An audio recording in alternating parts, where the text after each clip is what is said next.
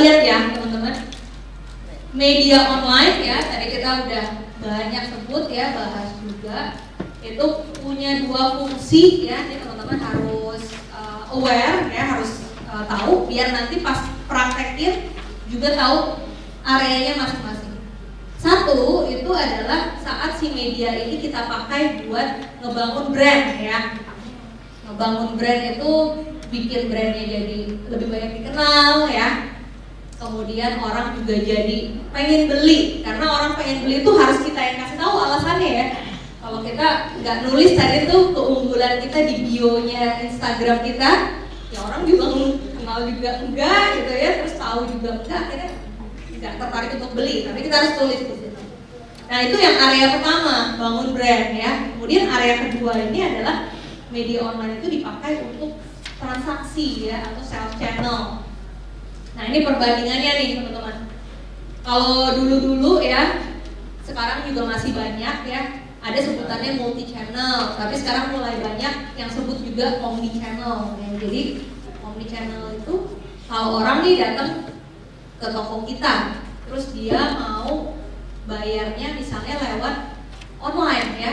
Nah itu harus bisa ya, karena saat ini itu kita harus ngedorong bisnis kita itu udah jadi omni channel. Artinya tadi, orang dari mulai tertarik sampai dia mindahin uangnya kita itu harus secepat-cepatnya dan sepraktis-praktisnya, segampang-gampangnya buat mereka. Karena berapa menit aja bisa jeda ya, kita menyulitkan mereka itu bisa mereka jadi nggak jadi deh gitu ya. Kepikir apa, lupa ya, sering ya banyak yang jualan online nih itu jaket. Nah ini ya, ini kan banyak nih teman-teman udah sering lihat, udah sering dipakai, walaupun banyak juga udah sering bikin tapi nggak pernah dikunjungi ya, dibiarkan jadi ini ya, jadi apa, gedung kosong gitu. Nah ini yang pengen saya highlight nih teman-teman ya. Jadi bangun brand itu nggak hanya di 3 ini nih. Nah ini sering kelewat ya. Bangun brand itu juga harus di channel-channel penjualannya. Makanya jangan sampai kita punya akun GoFood tapi fotonya nggak diisi misalnya, atau gelap ya, atau ditaruh di lantai ya. Semua barang itu ada tempatnya masing-masing ya. Jadi sepatu di lantai, kalau makanan di meja. Itu mungkin customer itu nggak bilang, saya tidak beli produk itu karena saya pernah lihat GoFood-nya fotonya di lantai. Tapi psikologi ya, psikologi.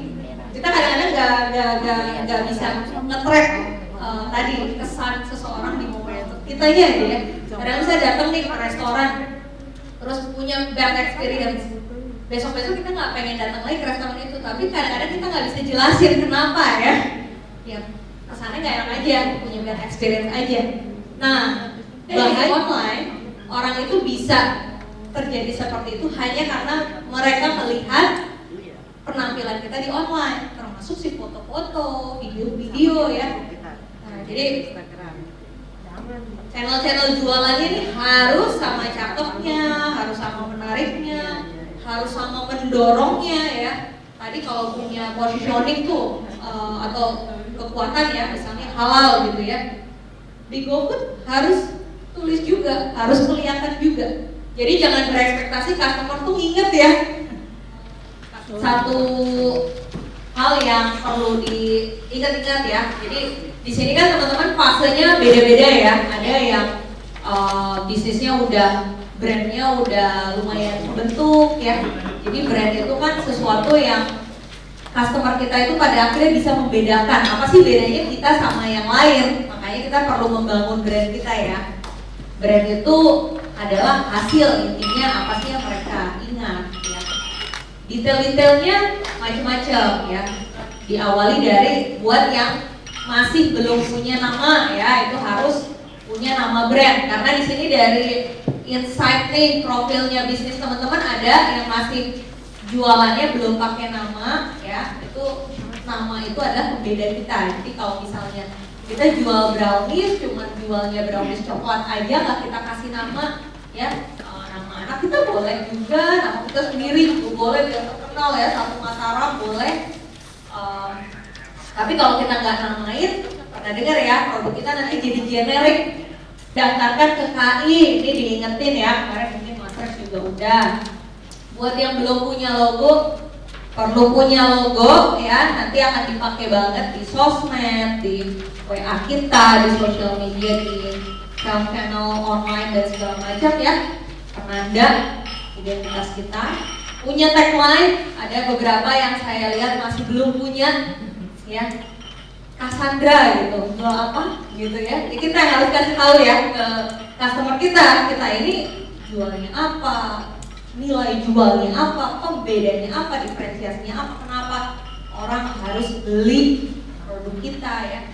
Kemudian kalau di sosial media yang bikin brand kita juga kuat itu adalah punya identitas brand ya. Ini banyak nih yang belum lakuin, jadi teman-teman bisa praktekin. Kita harus punya warna identitasnya brand kita.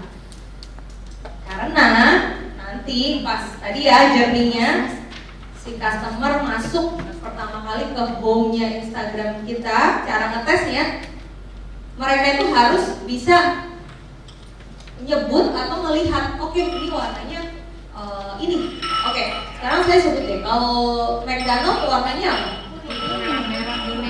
Merah kuning ya warnanya ya. Identitas brand yang baik itu jadi awal implementasi kita di sosmed. Makanya kenapa sih banyak brand-brand yang rapih-rapih ya.